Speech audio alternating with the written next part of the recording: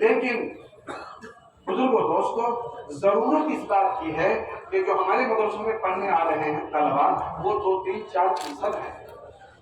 95% لوگ ہماری محنت سے باہر ہیں، بے طلب ہیں. ان پہ محنت علماء ہی کو کرنا پڑے گا. ایک بات میں اور عرض کرتا چلوں، بزرگوں دوستوں ہم کو اللہ نے ذمہ داری دی ہے. عالم جو ہوتا ہے وہ عالم کے لیے ہوتا ہے. کس کے لیے ہوتا ہے؟ موت العالم موت العالم کہا گیا ہے. عالم کی موت عالم کی موت. پڑوس میں ہمارے بڑے عالم تھے تو وہ عربوں میں علماء میں جو بیان کرتے تھے تو یہ فرمایا کرتے تھے اذا قام العالم قام العالم، اذا قام العالم قام العالم. ایک عالم کھڑا ہو گیا تو پورا عالم کھڑا ہو جائے گا. اور فرماتے تھے اذا نام العالم نام العالم، اور جب عالم سو گیا تو پورا عالم سو جائے گا. سمجھے؟ اذا قام العالم قام العالم واذا نام العالم نام العالم، تو پوری دنیا سو جائے گی. اور یہ علماء جو ہیں بزرگ دوستوں ڈرائیور ہیں. آپ کو بتاؤں علماء ڈرائیور ہیں. ہمارے علماء فرماتے ہیں عبادات کے اندر جیسے علماء کرام مقتدا ہیں اور عوام مقتدی ہے. عبادات میں بھئی امامت کے لیے کس کو پڑھائیں گے؟ مولانا صاحب کو، عالم صاحب کو، قاری صاحب کو، حافظ صاحب کو، انہوں کو پڑھائیں گے. ڈاکٹر صاحب کو تو نہیں آگے پڑھائیں گے، انجینئر صاحب کو تو نہیں پڑھائیں گے، وکیل صاحب کو تو نہیں پڑھائیں گے.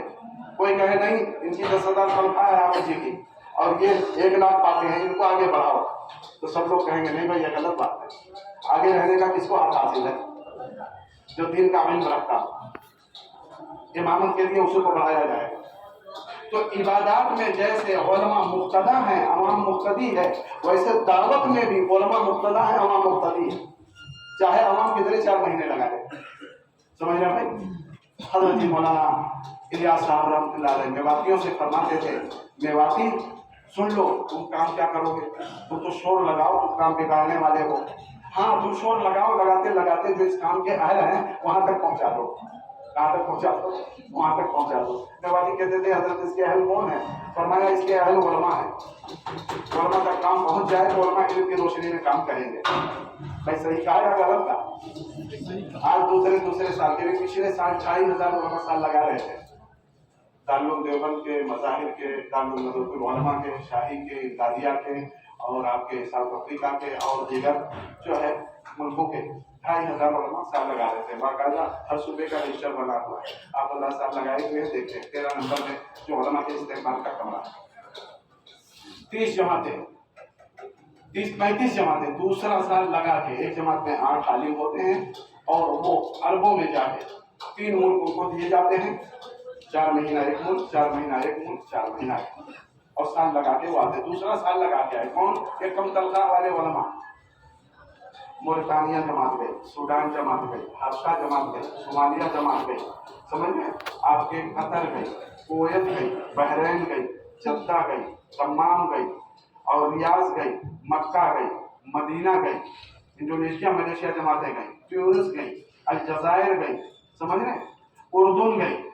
آپ کے تیسرے سال کی جماعت تیار ہے لندن کے لیے اور کینیڈا کے لیے. یہ تو میں نے صرف یہ نام ایسے لے لیے میرے زبان پہ. جو اس کی جماعت صرف علماء دوسرے سال کے لیے جا رہے ہیں. ایک وقت تھا حضرت جی مولانا صاحب فرماتے تھے میں یہ چاہتا ہوں ایک جماعت میں ایک عالم ہو یا قاری ہو، عالم مسائل بتا دے اور قاری قرآن صحیح کرا دے. اب وقت یہ آ گیا کہ صرف علماء ہی کی جماعت نکل گئی. لاک ڈاؤن کے بعد بزرگوں دوستوں سب سے زیادہ علماء اللہ کے راستے میں نکلے. کون نکلے؟ علماء کرام سے. اور یہ نہیں کہ سب خالی بیٹھے پڑے ہوئے تھے، کوئی کام ان کے ذمہ نہیں تھا. اچھی صلاحیت والے اور سیاستہ کی کتاب پڑھانے والے. ہاں اس کی ترتیب بنائی کہ بدل کر دیا. بدل جو ہے بھائی کچھ جب تک ہم نہیں آئیں گے ہماری جگہ ایک مدرس ہماری بدل میں ہے، ہم آؤں گے تو پھر وہاں سے ہٹ جائے. امامت میں تھے، بدل میں امام کو رکھ دیا اور اس کے بعد ہم 1 سال کے بعد لوٹ کے آئیں گے تو پھر آپ دوسری جگہ اور دوسری جگہ آ جائیں گے. اس طرح انتظام کر کے یعنی آنکھ بند کر کے کام کیا. ترتیب ہے اس کی مشورے سے. بزرگوں دوستوں جماعتیں اللہ کے راستے میں. یہ تو میں اس کا کہا تھا علماء جو ہیں یہ ڈرائیور ہیں. ڈرائیور اللہ کا فضل ہے، اللہ نے اعزاز ہم سب کو یہ عطا فرمایا ہے. علم نبوت سے ہم سب کو سرفراز فرمایا ہے. نظام الدین بنگلے والی مسجد میں بڑے عالم تھے، فرمایا کرتے کہ اللہ کا بڑا کرم ہے، اللہ نے نبیوں کا وارث بنایا اور اللہ نے قارون کا وارث نہیں بنایا، اور حامان کا وارث نہیں بنایا، اور شداد کا وارث نہیں بنایا، اور نمرود کا وارث نہیں بنایا۔ اور رضینا قسمت الجبار فینا لنا علم وللجہال مال، ہم اللہ کی تقسیم پہ راضی ہیں، اللہ نے ہم کو علم عطا فرمایا اور نادانوں کو مال عطا فرمایا، ہم کو اس پہ احساس کمتری میں نہیں ہے، لیکن یہ جب ہوگا جب اندر کا یقین بنا ہوگا، ورنہ تو بزرگ دوستو یہی ہوگا کہ آدمی کو اپنے کو احساس کمتری میں مبتلا کرے گا۔ علماء ڈرائیور ہے، ڈرائیور، اور بزرگ دوستو ڈرائیور کیا کرتا ہے؟ مثال میں دوں آپ کو، بس کا ڈرائیور ہے، تو بس کا ڈرائیور بزرگ دوستو تو اس کی آنکھ بھی صحیح، اس کا ہاتھ بھی اسٹیئرنگ پہ، اس کا پیر بھی کلچ اور بریک پہ، اور اس کا دھیان بھی صرف سامنے۔ اور کبھی کبھی ڈرائیور کے اوپر ہندی میں نے اپنے یوپی میں دیکھا ہے، شاید یہاں بھی پنجاب میں لکھا رہتا ہو، وہاں تو دیکھا میں نے یوپی میں اپنے کہ وہ کبھی کبھی ڈرائیور کے اوپر سرکاری بس میں لکھا رہتا ہے ساودھانی ہٹی درگھٹنا گھٹی۔ ساودھانی ہٹی کیا مطلب؟ دھیان ہٹا تو ایکسیڈنٹ ہو جائے گا۔ ارے ماں ذرا غافل ہو جاتی ہے، جو ہے توے میں روٹی ڈال کر دوسرے کام میں غافل ہو گئی تو روٹی جل گئی، ذرا غافل ہو گئی تو روٹی جل گئی۔ اور دودھ کو رکھ دیا جو ہے گیس پہ اور ذرا دوسرے کام میں لگ گئی، دھیان سے بات ہٹ گئی تو دودھ ابل کے بہہ پا اور دودھ خراب ہو گیا۔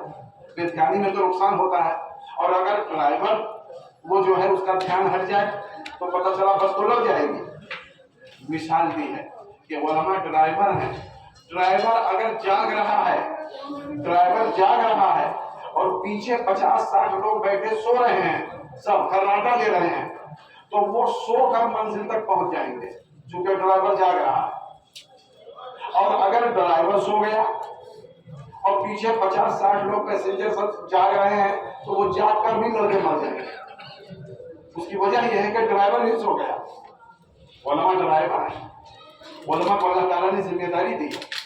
بزرگ دوستو تو میں اس کر رہا تھا ہمارے نبی عالمی تھے، وما ارسلناک الا رحمۃ للعالمین، ہمارے نبی عالمی تھے تو ہم بھی بزرگ دوستو ہماری محنت بھی عالمی ہے، ہماری محنت کا میدان بھی عالمی ہے، ہماری سوچ بھی عالمی ہونی چاہیے، ہماری فکر بھی عالمی ہونی چاہیے۔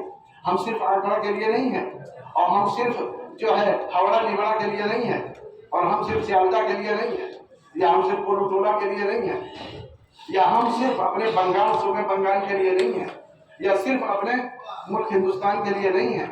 ہمارے نبی عالمی تھے، ہم ان کی وراثت میں ہم کو ذمہ داری ملی ہے، ہماری محنت کا میدان بھی عالم ہے۔ اللہ جتنی توفیق دے گا حسب استطاعت ہم ہر جگہ محنت کریں گے، اور آج اللہ کا شکر ہے علماء کر رہے ہیں محنت، اور علماء جا رہے ہیں۔ ہر زمانے میں باطل کے خلاف علماء ہی نے آواز اٹھائی ہے، ہر زمانے میں تحریت اور کفر و شرک کے خلاف علماء نے آواز اٹھائی ہے، اور علماء نے قیادت کی ہے، اور علماء ہی کی ذمہ داری ہے۔ بزرگ و دوستو ایک مثال میں عرض کروں، آپ غور فرمائیے، اصل میں محنت جب بند ہو جاتی ہے تو بزرگ و دوستو جو ہے آہستہ آہستہ غیر محسوس طریقے سے آدمی میں سستی اور غفلت پیدا ہو جاتی ہے۔ ہماری ذمہ داری کیا ہے؟ ہمارے اور آپ کے بزرگوں میں حضرت مولانا حکیم الامت اشرف علی تھانوی رحمۃ اللہ علیہ، یہ ایک جلسے میں گئے یوپی میں، تو اوپر بہت بڑا مجمع تھا، وہاں تھانوی رحمۃ اللہ علیہ جو ہے جلسے میں جیسے بیٹھے کرسی پہ بیان کرنے کے لیے، ویسے مجمع کی طرف سے ایک چٹھی آ گئی، ایک پرچی آ گئی، پرچی پہ لکھی 3 باتیں لکھی ہوئی تھی۔ پہلی بات یہ لکھی ہوئی تھی، ہر طرح کے لوگ مجمع میں ہوتے ہیں، محبت کرنے والے بھی، نفرت کرنے والے بھی، تو پرچی پہ پڑھاتے پڑھاتے ایک آگے بڑھا دو آگے بڑھا دو، پیچھے سے وہ پرچی آ گئی، تھانوی رحمۃ اللہ نے پڑھا، اس میں لکھا، فرمایا مجمع سے بھائی سن لو، دیکھو مجمع کی طرف سے ایک چٹھی اور پرچی آئی ہے، اور پرچی پہ لکھا تھا کیا؟ پہلی بات یہ لکھی ہے کہ آپ کافر ہو۔ تھانوی رحمۃ اللہ کیا لکھا تھا؟ آپ کافر ہو۔ دوسری بات یہ لکھی تھی کہ آپ حرام زادہ ہو، سمجھے؟ اور تیسری بات یہ لکھی تھی سوچ سمجھ کے بیان کرنا۔ ہم اور آپ جیسا آدمی ہوتا تو کرسی چھوڑ چھاڑ کے کہتا چلو ہمارا بلا، تو تم اپنا جلسہ کرتے رہنا، جب ایسا میرے بارے میں لکھے ہو تو اب میں بیان نہیں کرتا۔ وہاں تھانوی رحمۃ اللہ علیہ کے پیشانی پہ کوئی بل نہیں آیا، کوئی شکن نہیں آیا، مجمع سے فرمایا دیکھو بھائی ایک پرچی آئی ہے اس میں لکھا ہے کہ تم کافر ہو، دوسری بات لکھی ہے تم حرامزادہ ہو، اور تیسری بات لکھی ہے سوچ سمجھ کے بیان کرنا۔ تو پہلی بات لکھی ہے تم کافر ہو، تو میں دیکھو میں کلمہ پڑھتا ہوں لا الہ الا اللہ محمد رسول اللہ صلی اللہ علیہ وسلم، بتاؤ بھائی اب تو مسلمان ہو گیا؟ فرمایا دوسری بات یہ لکھی ہے حرامزادہ ہو۔ تو اس مجمع میں بہت سارے بزرگ اور بوڑھے لوگ ہیں جو میرے والد کی نکاح میں شامل تھے اور شریک تھے۔ میرے والد کا نکاح ہوا تھا اور نکاح کے بعد میں پیدا ہوا۔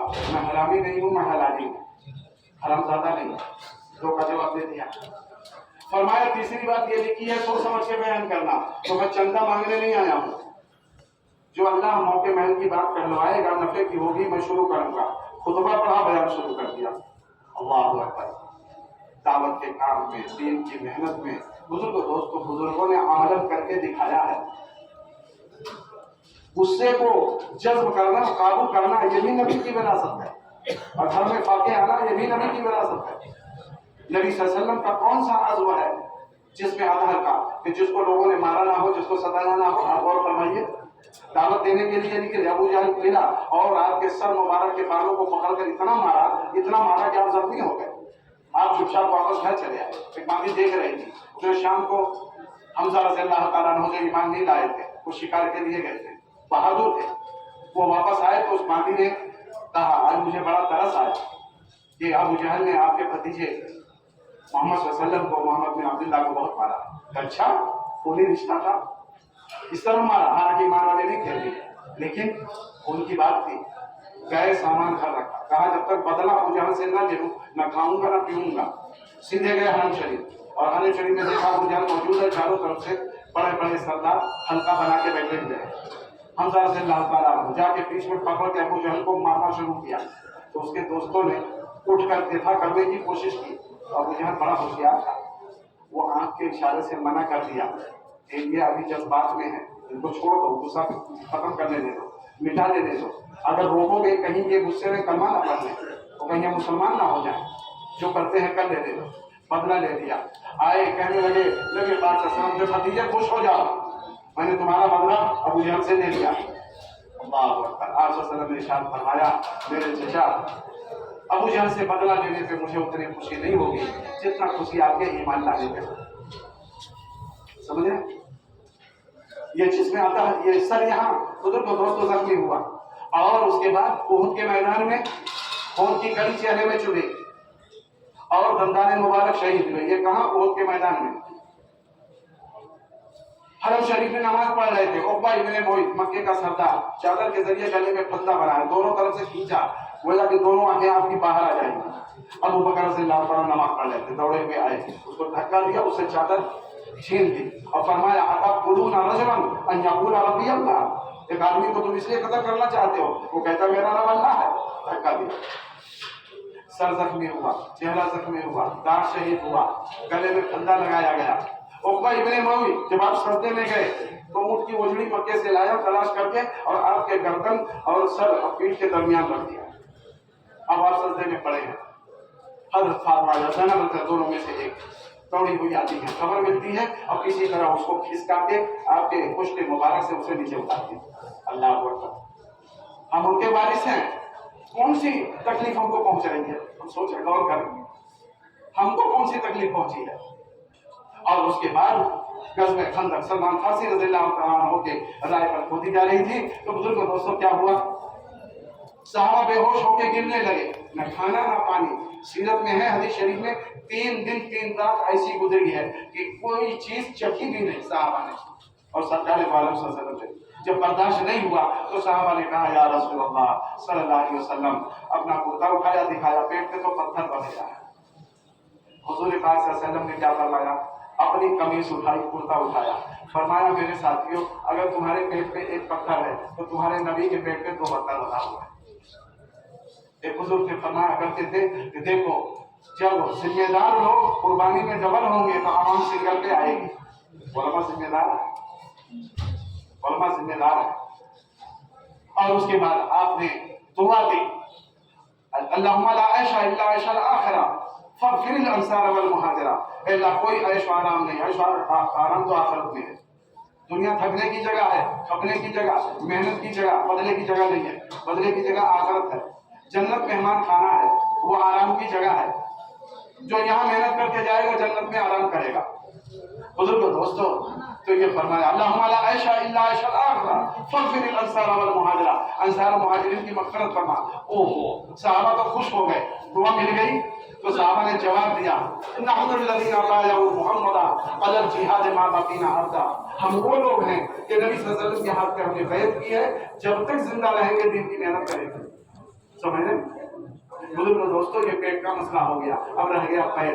جب آپ طائف کے میدان میں تشریف لے گئے تو طائف والوں پیچھے وہ بات لڑکوں کو لگا دیا اور پتھر مارنے شروع کیے.